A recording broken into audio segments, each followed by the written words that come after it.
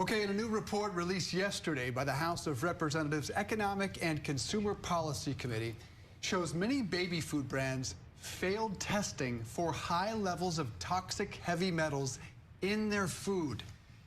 Crazy to think about that, right? Exposure to heavy metals causes neurological disabilities and produces chronic health effects. Now, the Baby Food Safety Act was introduced earlier this year to regulate it and set the standard for an industry that refuses to test finished products. That's all according to the report.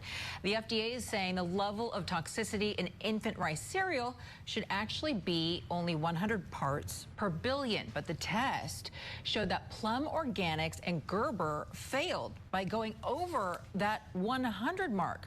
Plum Organics was at 125 parts of arsenic over the limit, which is 5 times more parts per billion of lead in the food. It was also the same with cadmium in 40% of those products. Now, Gerber's numbers aren't any better. For their carrot, sweet potato, pea, and sweet potato, apple, carrot, cinnamon, there was double the amount of lead allowed for, get this, adult consumption by California's regulations. Adult consumption.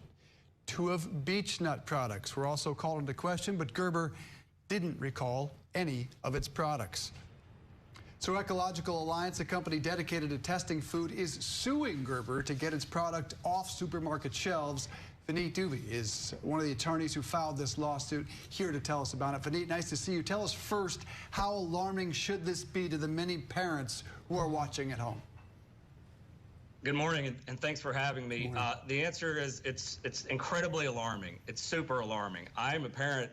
I have a 3-year-old and a 1-year-old, and it's scary to think that you go to the most trusted manufacturer of baby food in American history, Gerber, buy one of their products, feed it to your child, and they're consuming 2 to 3 times more lead in a day than an adult is allowed when they're 6, 7, or 8 months old. It's incredibly scary, and it should be very concerning to every parent out there.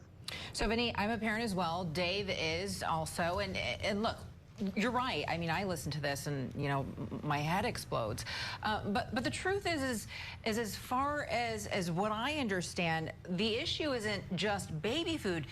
It really starts with the food supply. It does. The food supply is incredibly contaminated. We do a lot of these cases. We don't just focus on baby food, and almost everything we eat, it's kind of scary. There's so much lead and heavy metals in our food supply. It's a really scary thing. Congress's action is welcomed, but it's well overdue. This is something that Congress should have been looking into for the past 10, 20, 30, 40 years. Think about how many hundreds of thousands of kids in that time have potentially been poisoned by lead.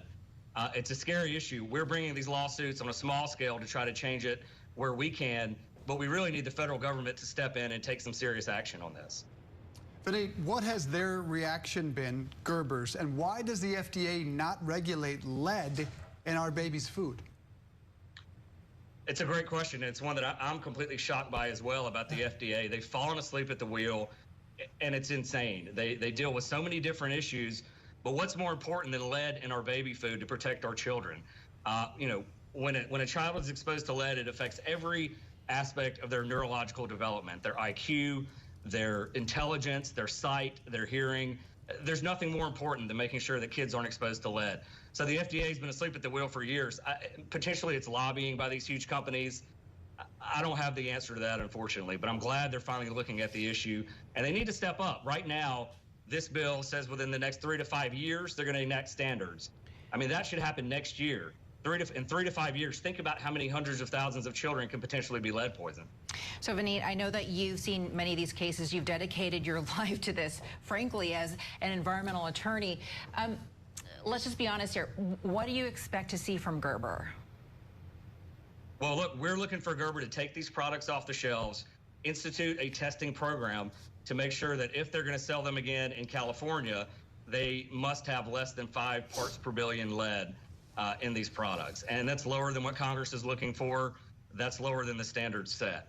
So we're going to litigate it, and we're going to fight, and we're going to make sure big companies like Gerber and Beech Nut and Plum Organics, we have a current suit against Nurture Inc. as well, which does Happy Top products. You know, we're going to try to make sure as best as we can that they're not selling toxic, poisonous foods and putting them on the shelves for our children. but it has to be congressional action. I can only do so much. Yeah. My client can only do so much on a small scale. Congress and the FDA have got to get involved and get tough on this and really regulate it. I don't think there's anything more important than what our kids are eating, what our babies and infants are eating every day. Well, we appreciate you bringing this to our audience's attention, but the question is, if there's a parent out there right now with a baby that they're feeding Gerber food, what do you suggest for them this morning? Stay away from anything with sweet potatoes. All of our testing and research has found that products with sweet potatoes, for whatever reason, sweet potatoes just seem to suck lead out of the soil and bring it along with them into different products. So the main thing I would tell parents is stay away from sweet potatoes. Go for organic if you can. I know it's not always affordable. I know it's not always an option for everybody, but go for organic as well if you can. Certified organic on the label. Certified organic. That's the key. I'm terrified. Right there. My daughter ate almost exclusively sweet potato type foods Seriously. as a baby girl. So wow. Well, look, let me say one more thing. Yeah. The scariest part about this is Gerber sells these on a subscription model where parents can get 10 of these every month delivered to their house. And if you're a parent, you understand when you find a food that your 6-month-old will eat, you're going to keep feeding it to them every day or every other day. And if a parent fed their child 10 of these units in a month, that whole month their child is lead poisoned. That infant, 1 month out of his 6-month life, has been exposed to lead poisoning. Wow.